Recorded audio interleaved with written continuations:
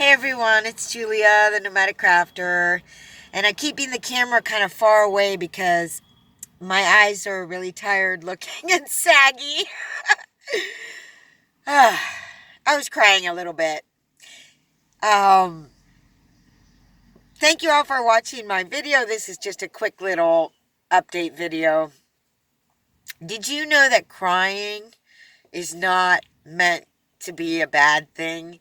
It's like, I don't know why we've been taught to not be emotional because crying is such a release, such a physical and emotional release.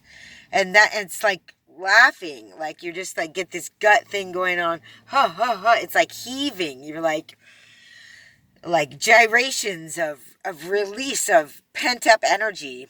And that's what crying can be for me, like when I'm overwhelmed or frustrated, or someone has just touched me deeply because they just did something that was so nice that I just immediately start tearing up and cry a little bit, which is what I just did this morning because we parked last night at Planet Fitness, and they still have their Wi-Fi going, which is really nice, and I'm still a member. So I'm just using their Wi-Fi and parking there, and there's not a lot of people parking there, but just a couple here and there. I'm not parking there every night, though. We move around. Between about 5 spaces right now, I'd say. But there's a laundromat right there, too. So that's the only open business right there. And then the burrito place. Oh, and the dollar store around the corner. So actually, there's 2 businesses open right there with the Planet Fitness in between. And it's like a corner. And there's all these places to park right up against the building. They're just perfect and block the shade in the morning and everything. So, oh my God, we've been really lucky. And there's a security car that comes through there like on the weekends. And, you know, he's seen my van around off and on for the last half a year. And he's just making sure no one's breaking into any buildings. We parked in a kind of weird spot the other night near a business that wasn't open, but next to the auto parts store, which is open. It's kind of a trip which businesses are open and which aren't. And I feel really bad for those businesses that aren't considered essential. And it's like, wow. So, yeah. And anyway, the security guard kind of pulled up behind our van, and it was late and I was still up. So I just sat in the front with my phone, doing my thing, not breaking into any buildings. And if he would have come up and asked us to leave, we would have. But he didn't. And he drove off, and he's just there checking that no bad stuff's going on, which is great. But apparently they're letting us park there like they did before, for now, which is great. So anyway, then we pulled around the corner to, this is another one of our spots over here. I've shown you before.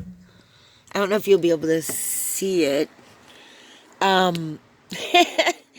Across where those trees are, there's some parking spots, and that is the Croc Center, which is the Salvation Army. And boy, those Crocs are really great contributors to society. That Croc Center, Recreation Center, is amazing. And it serves a lot of underprivileged, diverse community here in San Diego. So we park up against there sometimes, which is a really nice spot because we can walk Bambi right in the morning. But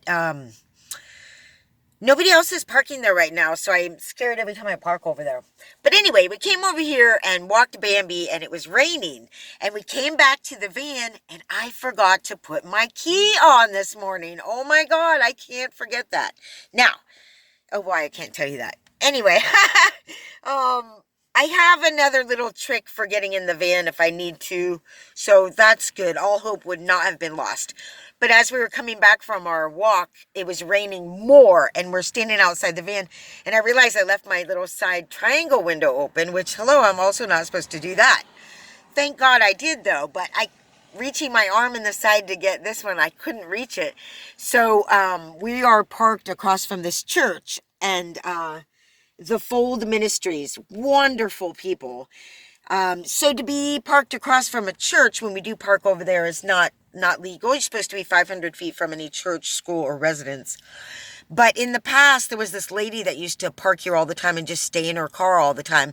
Her makeup was perfectly done every day, though. But she was a senior. She's one of the people that I think in our society should never be without a house if they want one. I don't believe in... I believe if this is supposed to be like a capitalist society, that we shouldn't have a giant welfare state. I'm just saying. And I'm not on any benefits myself, even though I hate that we're low income. I'm not compared to someone from Zimbabwe. But, yeah, I don't, thankfully, need benefits. People are like, you could get food stamps in like a hot minute, right? An extra $300 a month wouldn't be bad. I know it wouldn't, but I feel like, and I've talked about this a lot before, that I'm a capable, able person, and not only can I get by, I can flourish. I'm meant to flourish and provide for others, if anything. I really feel that about myself, and I'm just trying to get there at this late date of 50 years old. But that's okay. Because, see? Anyway, this lady used to park there all the time, and boy, it's quite a ramble, right? Quite the storyteller. But she wouldn't leave her vehicle, and I talked to her a couple times, brought her some apples, and she's a member there so she could take showers and stuff. But one time I came up when I gave the apples and talked with her, and there was a man from this church talking with her, making sure she was all right. And I realized how nice the people over here at this church are. See, I'm getting back to what I was talking about. So, yeah, just really nice that they don't call and complain about us parking there, and they in fact check on people. When we came back and the vehicle was locked and my arm wouldn't fit through, see, I'm getting back to it again. I'm like Laurie Anderson, if you've ever seen her monologues. They go all over the place and then tie all back together. She's amazing. So I run into the church because there's some guys working there, and I go, excuse me, can someone help me? Because I've locked myself out of my van, and I've got my little side window open, but my arm's not long enough to reach. Does anybody have a long arm? It was so funny. So, the guy goes, yeah, I can help you. And he comes out and he puts his long arm in there and opens it up, and we get into the van. And then he goes, hey, are you hungry? And typically I don't, especially when I first was in the van here in San Diego, quite resistant to that type of thing. There was this one time, sidebar, where I was really craving meat. I was really broke. So I was eating like oatmeal, top ramen, and like canned something. And I was just like, oh, a steak would be amazing. And I was learning to manifest things into my life from this field of abundance, that whatever I wanted. And I was like, bring me a steak. So this guy comes up to my van and he goes, hey, we were just grilling these steaks out here, but we're done. Do you want this? And I thought he meant like, do you want to come over and hang out with us and cook and grill and eat steak? A bunch of guys, random guys. I don't know who they are. And I was like, oh, no, thank you. And then he's like, okay, are you sure? And I was like, yeah. And he goes, okay, I'll just give it to this other van dweller over here. And then I realized it was a raw, uncooked steak. Like I could have just been given it with no social need to be social, which I didn't want to be.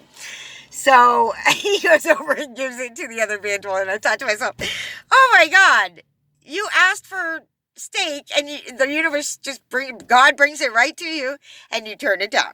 So I told the universe, I said, thank you so much.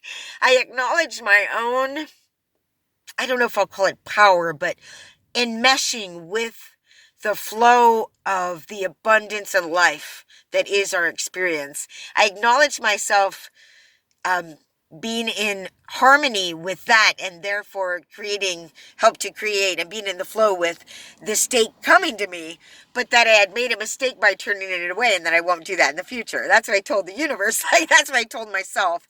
That's what I acknowledged to, have closure with that in a good way. So I learned a little lesson there. But anyway, okay, so back to it. When people offer me food, I think in my mind, oh, I'm not homeless, don't think of me as a person in need. And I don't like that. I'm resistant to that.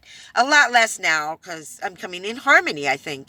So for a second, and then I was like, I'm always hungry. And he's like, well, I got something for you. I was like, thank you so much. So as soon as he left, too, my stomach went, grrr. So he comes back with this plate of beautiful food here, which was a little chimichanga burrito, some Yoplait, a couple granola bars, and some green tea. So Excuse me. So that was really, really nice. That is the whole point of this story that I started, was that this gentleman helped me with my window, and then just came over with food, and I said thank you so much, and he goes, now you be safe and have a good day, and Pastor such and such says God bless you. And I said, God bless you. And I said, this church here, I've noticed, is so nice, and the people here are so nice. He goes, well, you're welcome to come anytime. And I go, well, I just might. Of course, not right now, because we can't meet up. But yeah, it's called The Fold Ministries. And they even have a Friday 12-step study, which is called The Most Excellent Way. And another one called Abundant Life and everything. I'm not a very religious person, but I'll take the truth where I can get it. And generally, I'm a person who, you can kind of put like our society into two different type of people, sort of believers and not believers. And all the people that believe many, many different things are the believers. It's the people that are like, there's something bigger than us, or we're tapped into, we're even bigger than we think we are.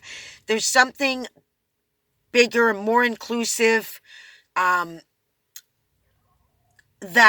exists and that we're a part of.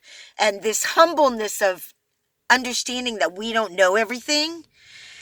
There's that, and then there's the people that think there's nothing like that, and you sort of just die, and there's nothing while you're living. It's all just like a giant machine. The whole nature, the whole universe, the whole experience is more mechanistic, and it's just sort of random and has no meaning. So those are like two general sets of beliefs. So, and you might not agree with that. Like if you're of a specific religion, you were like, well, all that other stuff is hooky, new age, BS or something. Whatever the case, I see it as those two types of people. And I'm one of the types of people that's what I call a believer. And I will take a believer any day over a non-believer.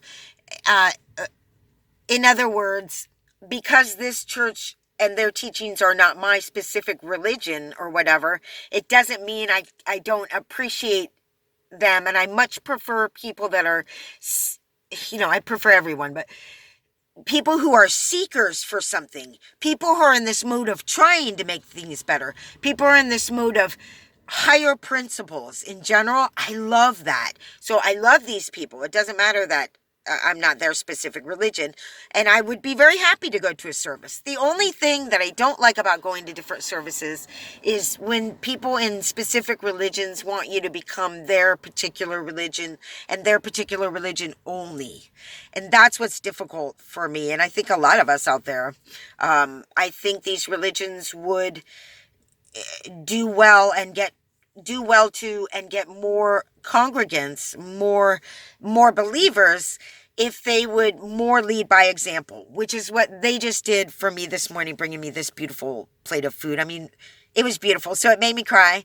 So it's just nice to be out here in this crazy time and not be thinking, oh God, are the police going to come knock on my van? Or is the resident going to call on me? Or is the church going to be, we don't want some straggler outside of our church. And to be in this time of scariness, to not be thinking that way, and to be thinking, for them to be thinking of me as someone to make sure is okay in their community, which they were already doing that, but just the feeling of that, instead of the fear of living this lifestyle and how it's not accepted, and people are scared of it, which I can also understand. So that was just really good, because it's pretty eerie out here. There's not a lot of people around, and there's little sort of spats and disagreements over the mask and being in line 6 feet apart thing, as I described in my last video a little bit. I was part of the spat, it wasn't really an argument, but I felt bad that she had been so sweet, but that I was saying, no, 6 feet away. But then I also felt bad that they were being so uncareful by not wearing masks and spitting on the ground and approaching people. Anyway, it's pretty freaky out here, so it's really great when the Good Samaritan does a good thing and I'm the recipient. I have felt so blessed lately, you guys, and also being in touch with family is just so great, and it's one of the reasons I wanted to come back to California, in that case, to be in touch with my brother. So yeah, I'm feeling really blessed. I did put more masks up, y'all, and most of them I'm sold as of this morning. There were a couple. And for reference, the size small fits me. Even the extra small fits me, but it'll be good for a kid too. And then I have medium and large. The video is going to end soon, so I've got to go. But I'm going to go make more masks and get them listed as soon as possible, probably tonight. For you. So please check that out at etsy.com/store/California Patchwork. And I'm wishing you well out there. Thanks for all your comments and thanks for buying my mask too. Love you guys. Take care.